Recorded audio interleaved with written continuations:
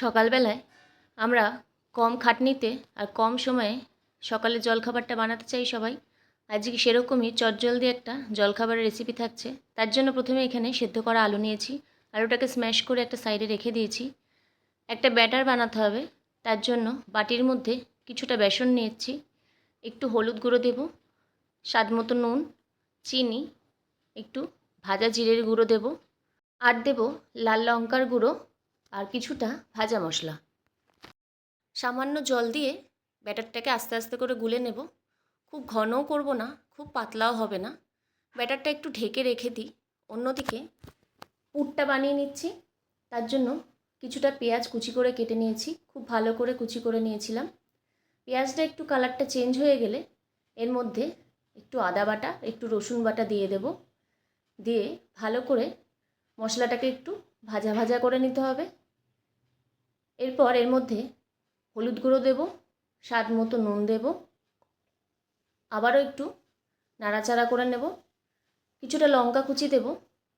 সব কিছু একসাথে মিশিয়ে নিয়ে এরপর যে আলুটা সেদ্ধ করে রেখেছিলাম, স্ম্যাশ করা আলুটাকে দিয়ে দিচ্ছি। আলুটার সাথে মশলাটাকে ভালো করে মিশিয়ে নিতে হবে। ভালো করে মশলার সাথে আলুটা মেশানো হয়ে গেলে আর একটু ভাজা মশলা দেব, দিয়ে ভালো করে আলুটার সাথে মিশিয়ে নেব। রেডি কিন্তু পুরটা আমাদের। নামিয়ে একটা সাইডে রেখে দেব আলুটাকে।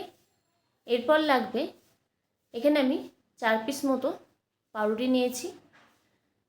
একটা সাইডে যে পুরটা বানিয়েছি আলুর, সেটা দিয়ে দিচ্ছি পাউরুটির একটা স্লাইসের মধ্যে। আলুটাকে দিয়ে দিচ্ছি, আরেকটা স্লাইসের উপরও আলুটাকে দিয়ে দিচ্ছি। খুব ভালো করে চারিদিকে আলুটাকে স্প্রেড করে দেব। এরপর যে আরেকটা স্লাইস রয়েছে সেটাকে পাউরুটির ওপর দিয়ে এরকমভাবে ঢেকে দেব। ব্যাস, কিছুই না। মাঝখান থেকে এবার একটুখানি ত্রিকোণা করে কেটে নেব, দেখতে ভালো লাগে। কেটে রেডি করে নিলাম। এবার আর করতে কিন্তু বেশি সময় লাগবে না। সব কিছু রেডি হয়ে গেছে। কড়াইয়ে তেল বসিয়ে দেব ভাজার জন্য। পাউরুটিগুলোর একটা করে পিস নেব। যে ব্যাটারটা বানিয়েছিলাম বেসনের, ব্যাটারের মধ্যে ডুবিয়ে একটা করে পিস এরকম তেলের মধ্যে ছেড়ে দেব। ভালো করে দুপিট লাল করে ভেজে নিয়ে তুলে নেব। তাহলেই কিন্তু রেডি একদম চটজলদি জলখাবার। অনেক সময় সকালবেলায় সময় কম থাকে বা বাচ্চারা স্কুলেও যায় অনেক তাড়াতাড়ি সকালে, সব কিছু রেডি থাকলে সহজেই কিন্তু জলখাবার বা টিফিনটা আপনারা তৈরি করে নিতে পারবেন। মাঝে মধ্যে একটু অন্যরকম খেলে কিন্তু মন্দ হয় না। কেমন লাগলো আজকের এই রেসিপিটি অবশ্যই জানাবেন।